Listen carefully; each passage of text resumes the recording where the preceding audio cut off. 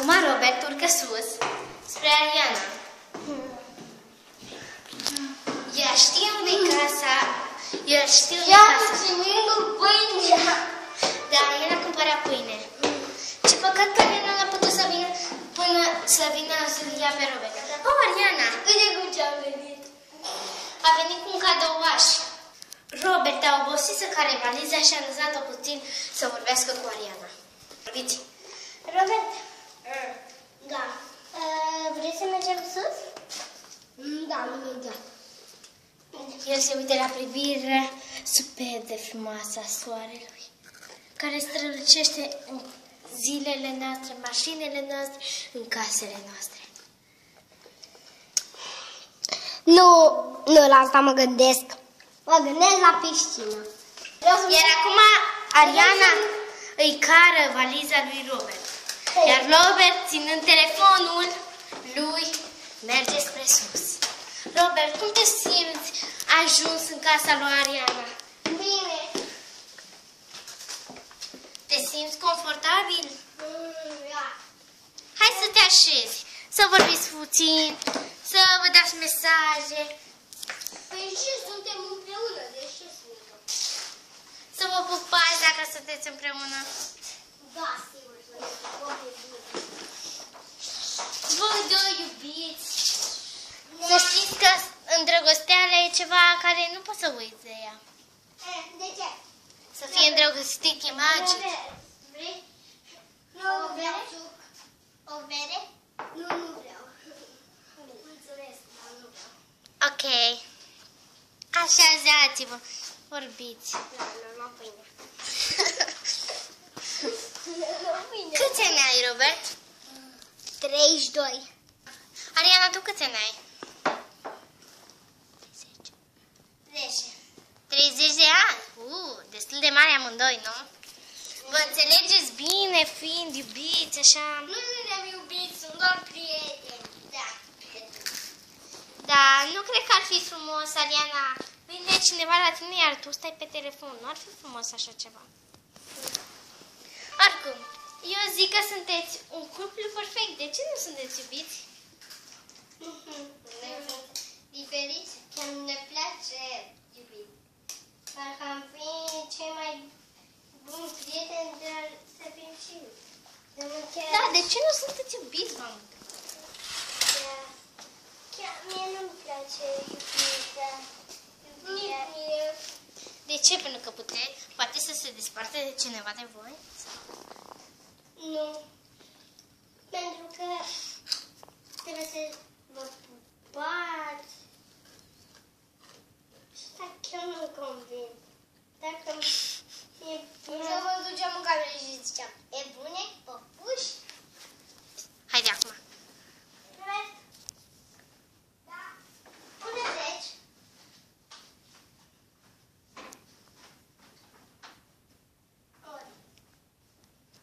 Cuplul a plecat, unul după altul.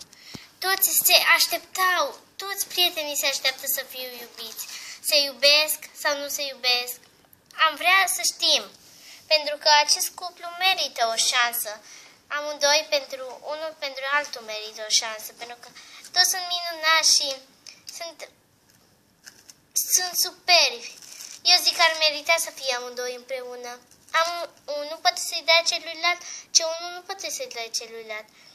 Sunt o amestecătură de îndrăgostire.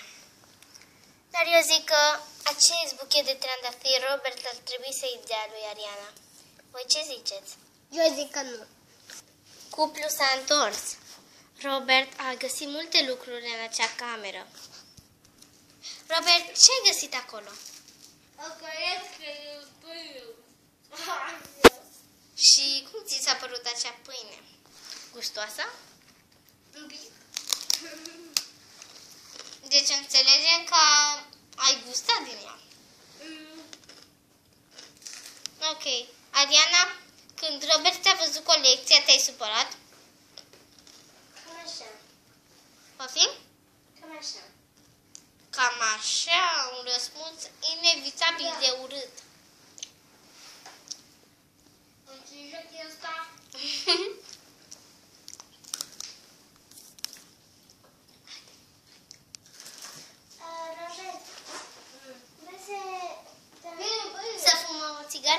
Să fumăm țigare?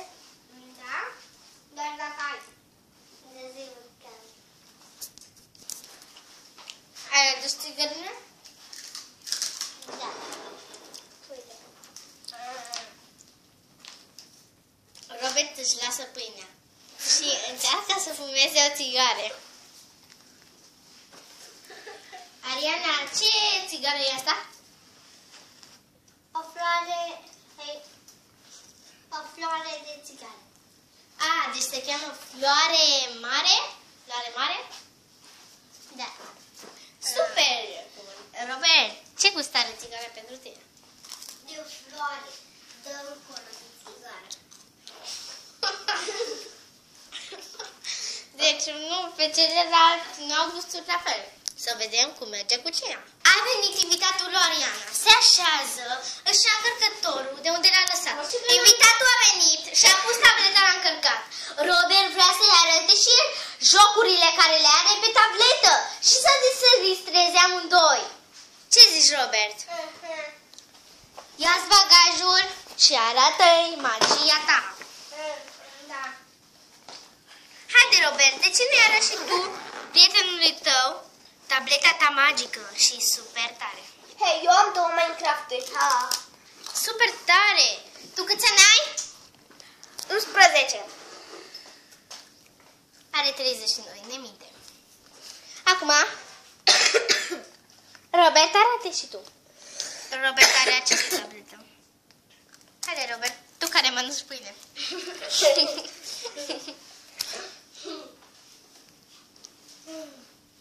Mama, Robert, în joc să-i arăți și tu? Ce? Ce? Ceva, Robert, să-i arăți ceva. Minecraft. Ăsta e al doilea. Din Ok. epoca de piatră S. Tare! Acum... Oamenii nu mai ne fac vizitat. Angel nu mai vrea să fie artist. Păi nici eu. Tu mai tași cu aia cu o tabletă de Samsung. Tu, Robert, Ilie, nu mai vrea să fie nici el artist. Iar Ariana Perneșa, care se crede cea mai tare din parcare, nici ea nu mai vrea să fie. Pentru că se joacă Angela și lucrurile ei. Oameni buni, generația nu mai e cum era înainte. Se jucau. Acum stau numai pe tablete și se joacă jocuri cu bătaie.